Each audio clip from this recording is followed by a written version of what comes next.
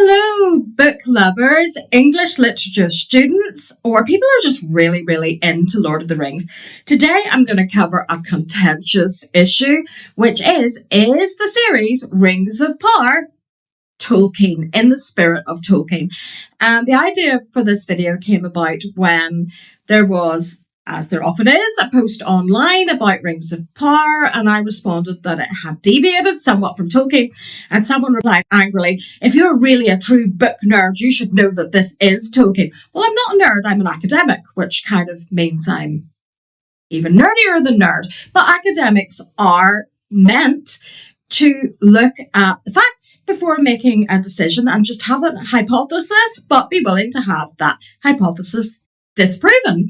After all, Tolkien himself said something that I absolutely love, which was, you have to acknowledge the good in something before you can accurately detect the evil. So to just call Rings of Power an abomination, as many do, I can't do that until I kind of look at what its messages are and how those deviate from those of Tolkien. And you notice I'm using the word messages, although we are also going to look at how the story differs and some of the characters differ.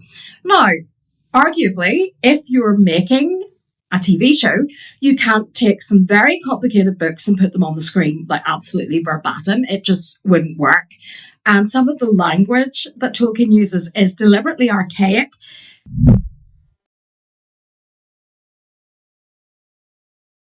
To try and create something that feels like reading a myth and translating that to screen may or may not work. For example, in Peter Jackson's trilogy, which was beloved and according to Empire magazine led to a worldwide shortage of superlatives, they changed the phrase fair teeming with orcs to swarming with orcs, and then used the fair teeming in the extended versions down the Green Dragon pub, because it just wouldn't have sounded natural in a movie made in the early 2000s. So we have to acknowledge there have to be some changes. But is there a change to the spirit of Tolkien? Tolkien as a writer was profoundly spiritual, and his works contain a profoundly spiritual message. So from that point of view, does Rings of Power keep to that kind of tone? There's something in the tone of Tolkien and the way people experience it that some people find in Rings of Power and a lot of people do not, hence it hasn't been universally loved.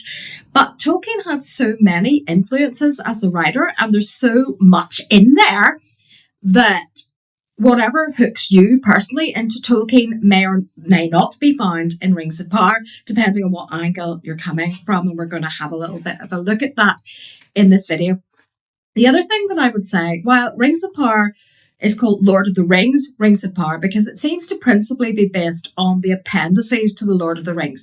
Because the Tolkien estate during the lifetime of Christopher Tolkien were very possessive over the sort of world of Tolkien and over his lore and over the sort of atmosphere of it.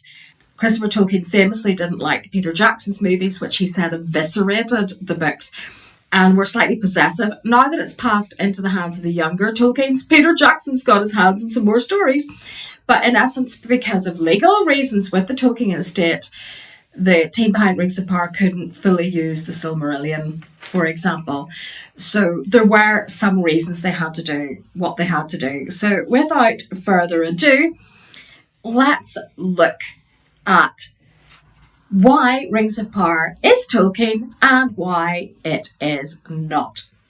Now, I'm going to start off with Tolkien's sort of key values that come across in his writing, rather than looking at the stories first, because I think that's really the essence of it. You know, if we're going to say something is Tolkien or it's not Tolkien, then we need to ask the question, what is Tolkien? Who was this man? What were the messages he was trying to get across? Well, John Ronald Reuel Tolkien, who was born in South Africa towards the end of the 19th century, moved to England with his mother and his brother when his father sadly died when he was 3. So the experience of being brought up in a rural setting in England, in a village called Serho, caused him to have a profound love of nature, which comes out in his works. His mother was cut off by her own family because she converted to Catholicism, and she later died, sadly, of type 1 diabetes in the days before insulin. And Tolkien associated the Catholic faith with her and embraced it very strongly for the rest of his life. Anyone who's read his letters can be under no doubt here was a very, very Christian man and a man of a deep and profound faith, which he associated with his mother. And that actually comes through in the character of Galadriel, as we're going to see later. So he actually said after his mother died that she had killed herself and was in fact a Catholic martyr, trying to ensure that John Ronald Reuel's brother Hilary and himself kept the faith. And so he clung on to that faith for the rest of his life. He went to Mass every day when he found himself in the trenches during the First World War. And the First World War is another really, really important influence on his writing. He famously became very, very close friends with another writer, C.S. Lewis, whom Tolkien was responsible for converting to Christianity. And they had a kind of informal writing group that they were both part of that C.S. Lewis led, called the Inklings, also known as the Oxford Christians. And that friendship was very, very important to Tolkien because he said himself that after the First World War, he'd lost all but one of his school friends. And so male friendship, male companionship, after the devastating losses of the First World War, that was something very precious. And that again comes through in The Lord of the Rings and arguably in other of his writing too. So those elements of Christianity, of nature, of the friendship between men, especially after the First World War, are all very important to understanding Tolkien. And anti-modernism. And now this is the kind of contentious one. Tolkien was into things ancient. He really loved mythology and ancient writing. I myself have studied Anglo-Saxon, both legends and hagiography, and Tolkien was a teacher of that and a philologist, which meant someone who loved and studied languages. He was said to have understood 27 languages. So after the Second World War, he said, "I have in this war a burning private grudge, which would probably make me a better soldier at 49 than I was at 22, against that ruddy little ignoramus Adolf Hitler.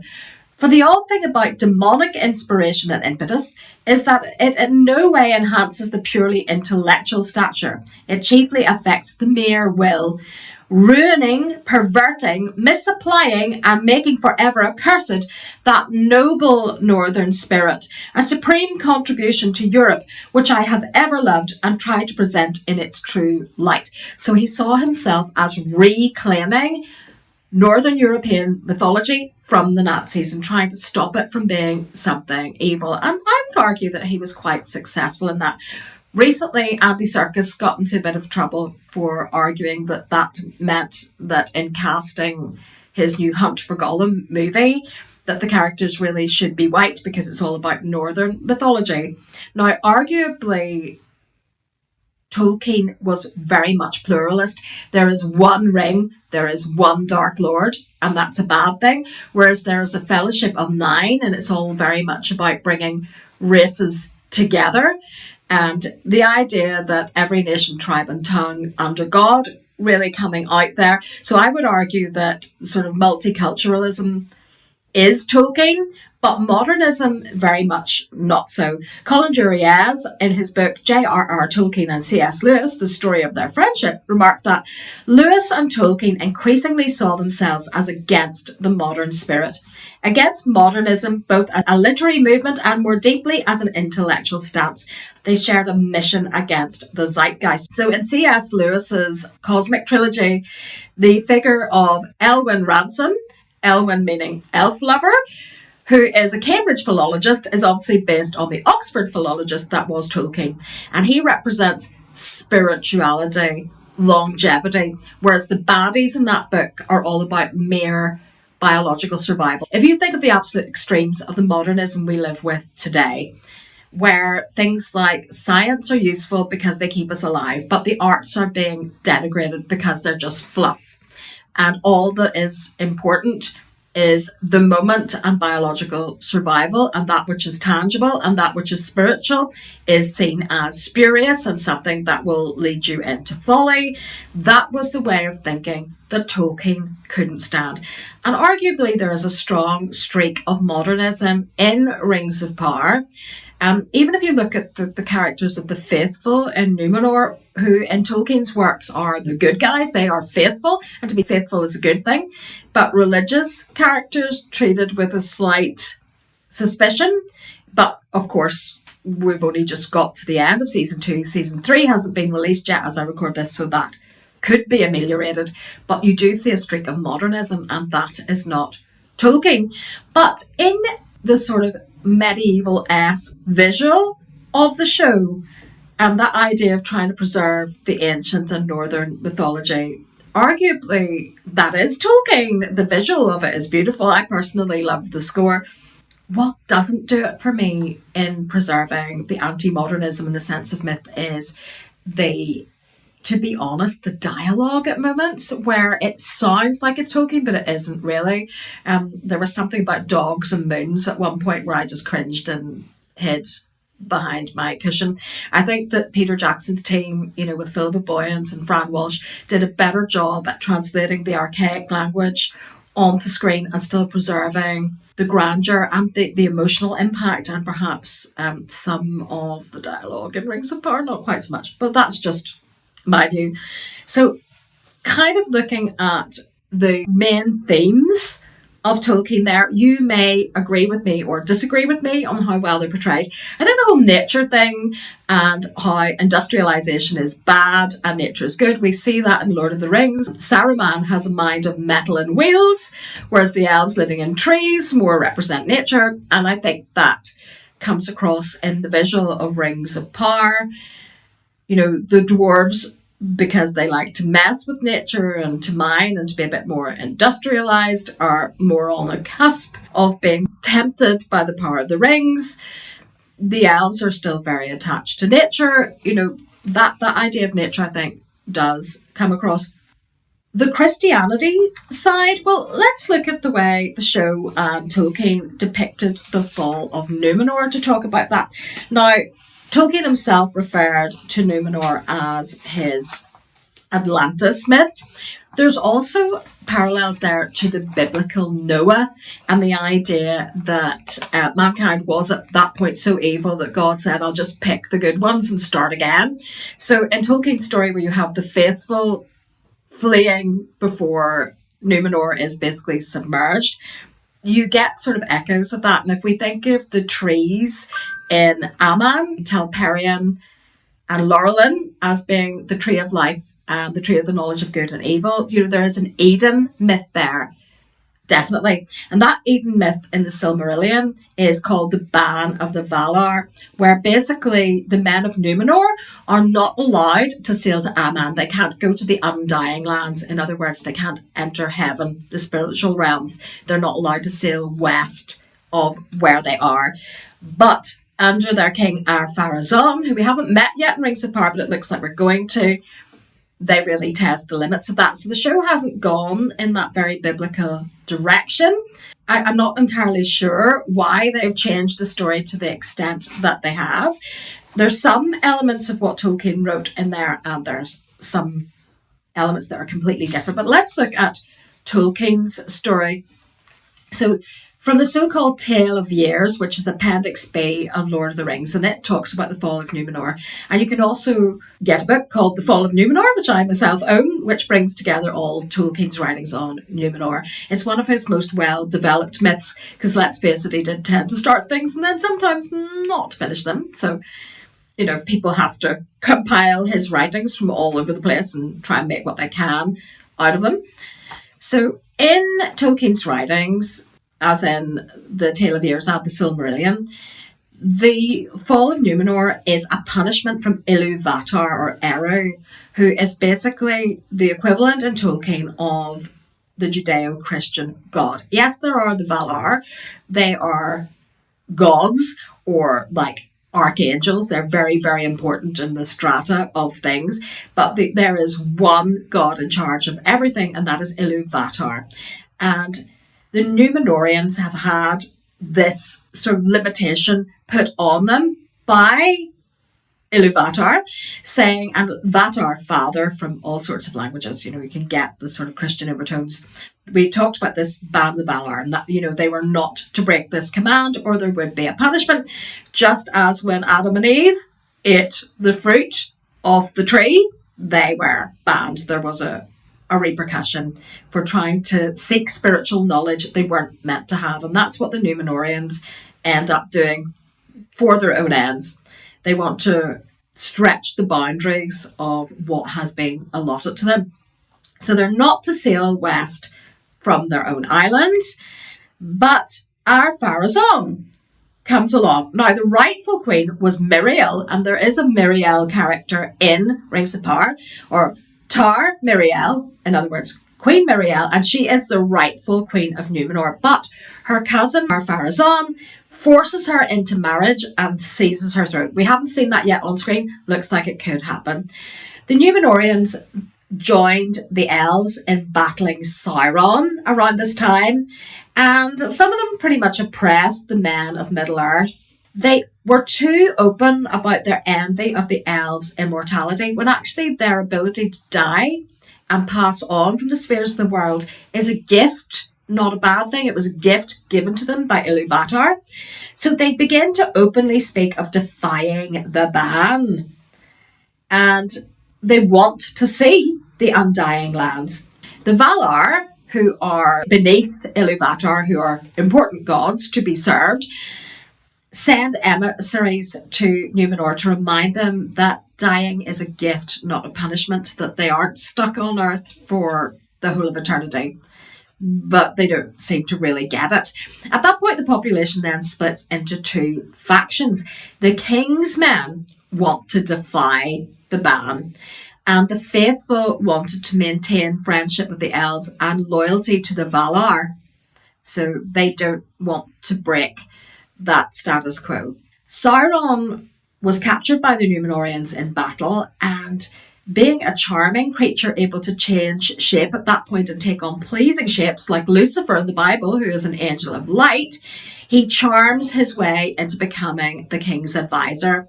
He encourages the worship of his own master, Morgoth. Now, Morgoth is very clearly Satan. Morgoth was one of the Valar who fell and became evil and sought his own power rather than keeping in communion with the Valar and following the will of Eru Iluvatar. The Númenóreans captured and slew the men of Middle-earth in their temples. So their temples are basically, temples to evil, to Morgoth, and they start becoming not very nice chappies whenever they embrace his way of thinking. So the faithful gathered in Ravenna, which was Númenor's chief port. Our Pharazôn was nearing death at that point, and so he was afraid of what might come after death. And Sauron used this fear of death that was growing in him to encourage him to declare all-out war on the Valar and seize the Undying Lands. This is not a good idea. Amandil, who was leader of the faithful, summoned his son Elendil. Elendil is definitely in there, but not as the exalted figure that he is in the Silmarillion. Amandil tells Elendil that he has decided to go to the Undying Lands, even though it's prohibited, to beg them for mercy for Númenor. Amandil sailed with 3 of his servants off on this quest, and he was never, ever heard of again. Never seen or heard of again. Elendil realised that the ruin of Númenor was imminent, that they couldn't do this thing and there not be repercussions. So, like Noah in the Bible, he prepares ships for the faithful. He's going to rescue those that he can. So, the weather starts to change. Storms grew and there were shipwrecks in Númenor. This is a sign that something bad is happening. A cloud in the shape of an eagle hovered over the island. Now, eagles in the Bible represent prophecy. There's a verse in the book of Deuteronomy about how the Lord swooped down in the form of an eagle to save Israel. Isaiah chapter 40 makes reference to the faithful rising on wings like eagles. It's very much a biblical symbol, which we get throughout Tolkien. So this cloud in the shape of an eagle, the fact that it's in the shape of an eagle shows that it comes from Iluvatar or the Valar and should not really be ignored. Lightning is striking from this cloud, but still the Númenóreans, seeing this symbol of impending doom, just ignore the warning. Think, oh well, it's just an eagle-shaped cloud with some lightning. What should we do about that? Oh dear. So Sauron stood in the temple while all this was going on and was completely unharmed by the lightning, trying to show off his power.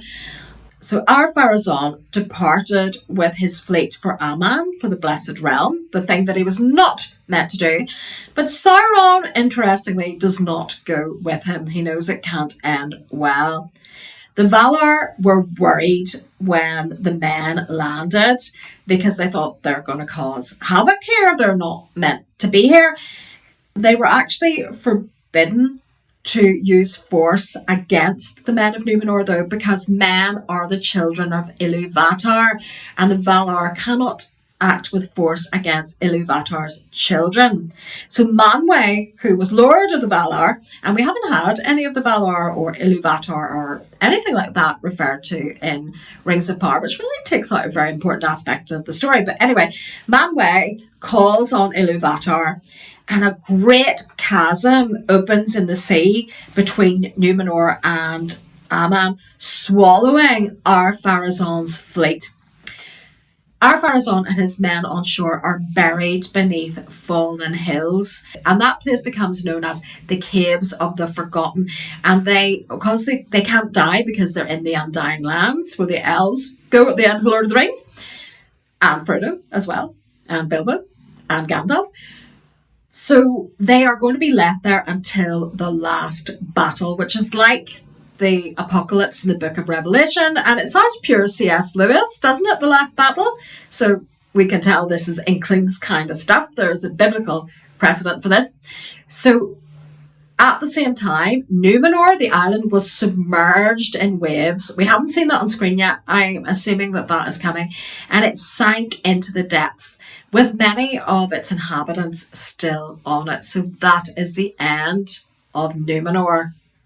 Sauron sank with it, and that was the last time he was able to use a body to take on pleasing shapes. His form completely changes after he sinks with Númenor. Iluvatar, after this catastrophic event, changed Arda, which is sort of the world, the known universe, from flat to round, and he took Aman, the Blessed Realm, from the circles of the world so that mortals couldn't sail to it again. They actually physically can't get there. So they're not going to obey an instruction. He's going to make it impossible for them to get to this place.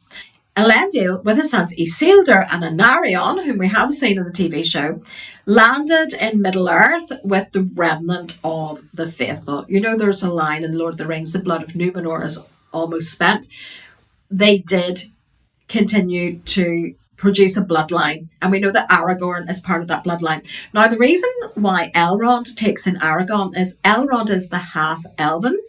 He is half human, half elf, as was his brother Elros, and they were given a choice: do you want to be an elf or do you want to be human?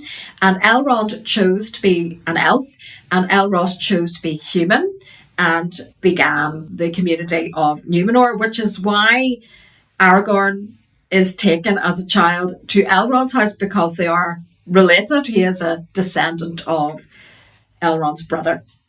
So anyway, the faithful in Middle-earth, they bring some important things with them that we're definitely going to hear about later in the story. They bring the Palantiri, which, as we've seen, are important in the story of the Lord of the Rings. They bring the Ring of Barahir, which is the ring that Aragorn wears. Now, what's important about it is that it was given to the man Barahir by Finrod Felagund, who's a powerful elf. So it basically symbolises friendship between humans and elves. Hence, Aragorn is known as Elf Friend. They also bring the sword Narsil, which is later going to become Anduril, which, big part of the story in the Lord of the Rings. And they bring a scion of the White Tree. Nimloth. So you can see there a whole lot of things that are going to grow to fruition in Lord of the Rings. This is a very, very different story than we're seeing on the screen. The characters are a little bit different in it. On the screen version, the family of Elendil are a little less exalted, a little bit more relatable. I don't know what's going to happen with the story about the faithful, but there are no Valar that I can see so far. We are not seeing Iluvatar, and without Iluvatar, I mean, the story is not anything akin to Tolkien's. So now let's look at something else that might be a little bit different in Tolkien to Rings of Power, and that is the depiction of the Harfoots, the predecessors of the Hobbits. Now, I want to say something here.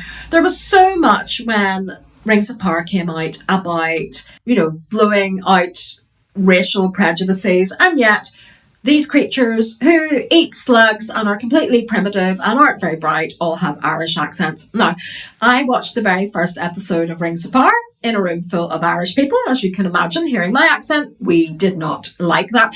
I wouldn't say it's all offensive and I wouldn't watch it because of it, but it does grate.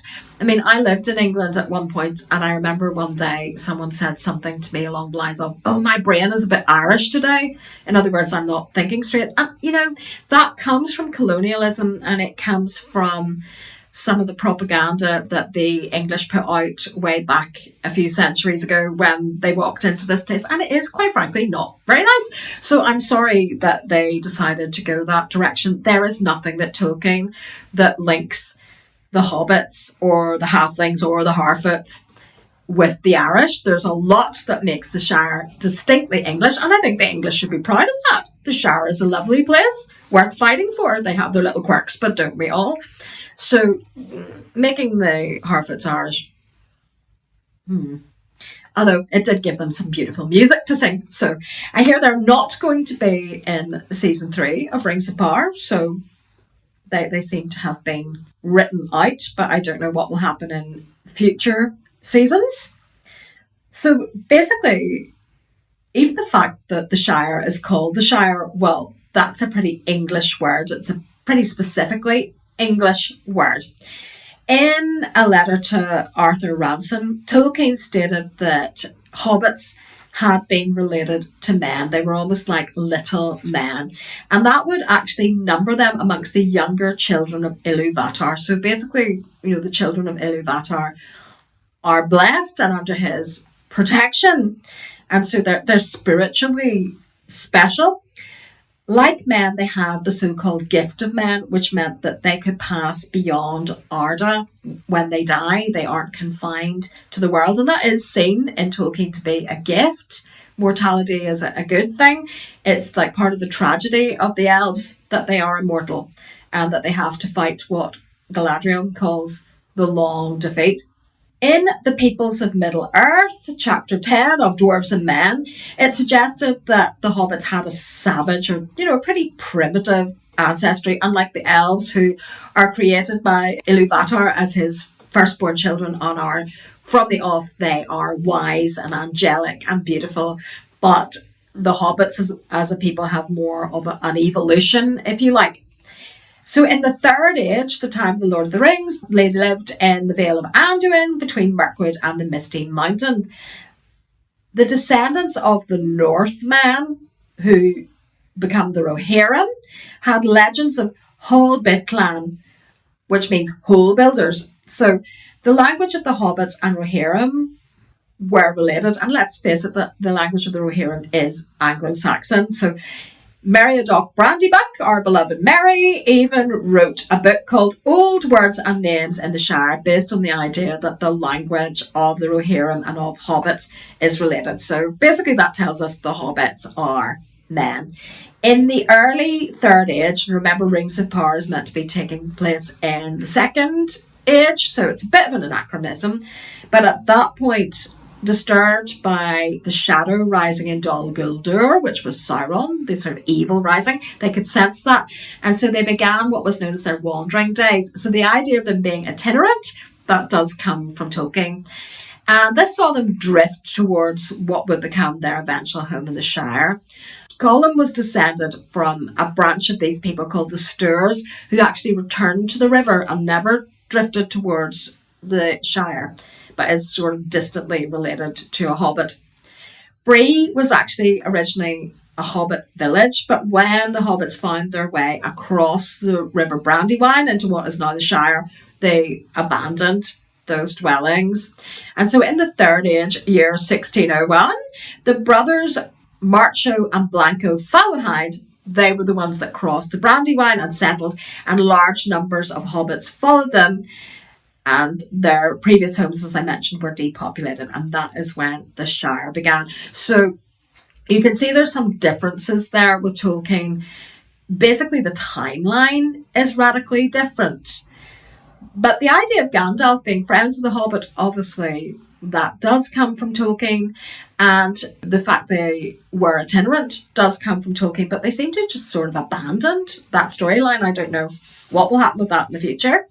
So just because it's related to that storyline, let's look at the history of Gandalf. This whole thing of the stranger, who we could pretty much tell was Gandalf from the beginning, arriving in Middle-earth with no idea who he is. Does that come from Tolkien? Not really. Let's hear Tolkien's story. Now, Gandalf has many names. He's also Mithrandir. In the Blessed Realm, in Valinor, he's known as Alorin. He's also known as Incanus, and the dwarves call him Tharkun in some places. And then he has epithets as well as names. He's known as Stormcrow to the Rohirrim. He's also known as the White Rider and the Grey Pilgrim, and various titles like that throughout the writings of Tolkien. So Gandalf is a Maya, so he's a bit like a god lower than the Valar, but above an elf. And so the Maya were to help the Valar create and run the world, basically. So he's a very exalted person in the Blessed Realms. The Valar and the Maya together are called the Aenir. So they are the big-wig spiritual types, like, say, cherubim and archangels in the Bible under God. He was considered to be the wisest of the Maiar, although you would say that Melian was quite wise and powerful as well. And he was one of the Istari, the 5 wizards who were sent to Middle-earth, especially in the Third Age. So it's really in the Third Age, in the time of Lord of the Rings, that he comes into his own. But they've brought him into the Second Age, into Rings of Power.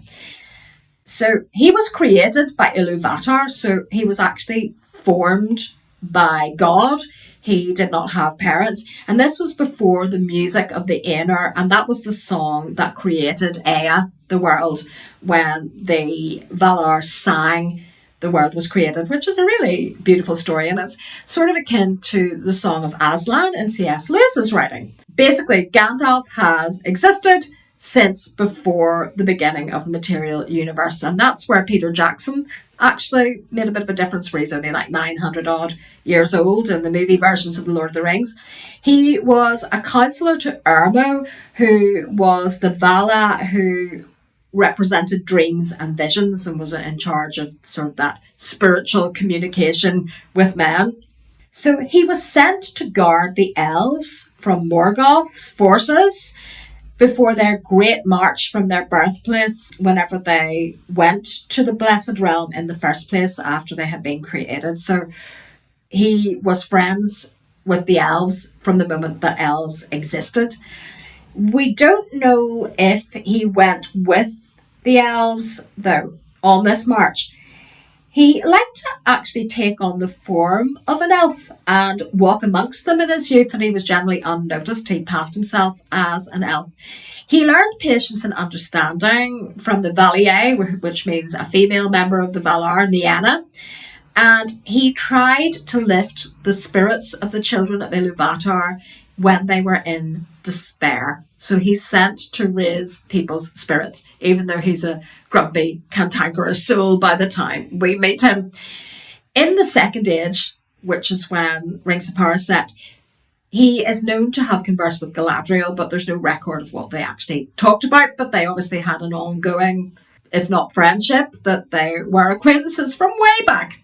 It wasn't until the Third Age of Middle-earth that he really came into his calling, though, because he had been mandated by Manwë, the chief of the Valar, to rescue Middle-earth, or to help rescue Middle-earth from Sauron. So everybody's stories seem to cross paths with those of the elves. So the most important elf, and the character who has excited the most debate in Rings of Power, is Galadriel. And you may find it a bit odd that I've left it to this point to talk about her. This idea of doing an almost sort of Smallville-like storyline where she is reckless and hot-headed, but she will one day become this very wise creature. Well, she was a rebel in Tolkien at one point, but that's not really totally Tolkien's depiction of her. I mentioned earlier that Tolkien basically based Galadriel on a sort of Virgin Mary figure. She's meant to be overwhelmingly wise and powerful. So a family friend, the Reverend Robert Murray, on reading Lord of the Rings, basically commented on this and said he found parallels between Galadriel, the Lady of Light, and the Virgin Mary. And Tolkien wrote famously on the 2nd of December 1953, "The Lord of the Rings is of course a fundamentally religious and Catholic work, unconsciously so at first, but consciously in the revision." So he actually rewrote passages to make it more and more Catholic. And it's really this figure of Galadriel that sort of injects the obvious Catholicism to a lot of readers. This is why I have not put in or have cut out practically all references to anything like religion, to cults or practices in the imaginary world, for the religious element is absorbed into the symbolism. So this woman who you call on when you're in trouble, who gives you gifts that see you through, there's an obvious kind of parallel with Catholicism there. So that was Galadriel's role in The Lord of the Rings. But then in the Silmarillion and in some of the appendices to The Lord of the Rings, and especially in the history of Galadriel and Celeborn, before season 3 of Rings of Power starts, has yet to appear, but apparently we're getting that story next season. She's sort of adapted beyond that. She grows as a character to have a bit more of a backstory. So Tolkien writes in the history of Galadriel and Celeborn, "Even among the Eldar, she was accounted beautiful, and her hair is held a marvel unmatched. It is golden like the hair of her father and of her poor mother Indus, but richer and more radiant, for its gold is touched by some memory of the star-like silver of her mother. And the Eldar say that the light of the two trees, Laurelin and Telperion, has been snared in her tresses." So she's a very, very important figure. One of the most powerful, the wisest and most beautiful elves. So all things elf are sort of embodied in Galadriel. Tolkien also says of her, she was proud, strong and self-willed. Well, I think we can see that with the on-screen Galadriel.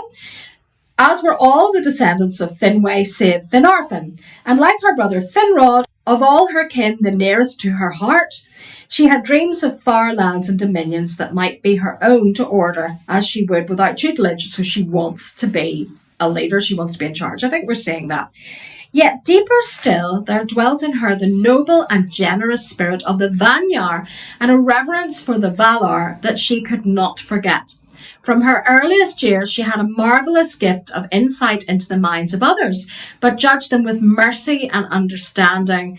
And she withheld her goodwill from none, save only Fëanor. So maybe a bit of a gentler, less judgy character than we see on screen.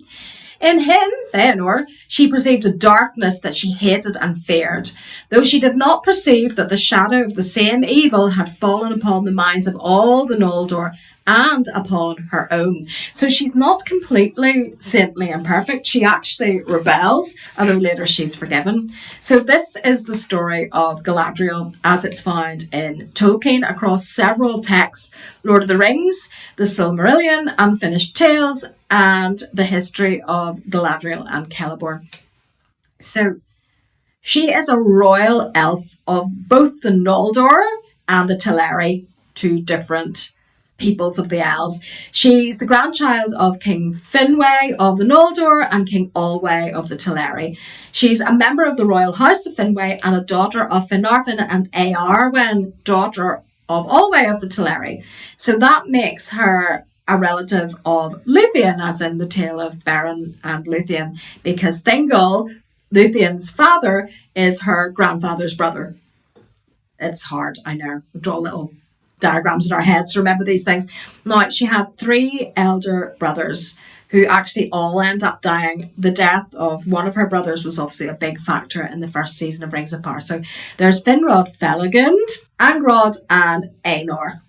She's often called the fairest of the elves, and she was known for her wisdom right from a young age. So it wasn't like a case in Rings of Power where she's very hot-headed and she learns to be wise. She just seemed to have this innate wisdom, because elves, let's face it, are angels. They don't have to grow into wisdom. They are created by Iluvatar to be wise.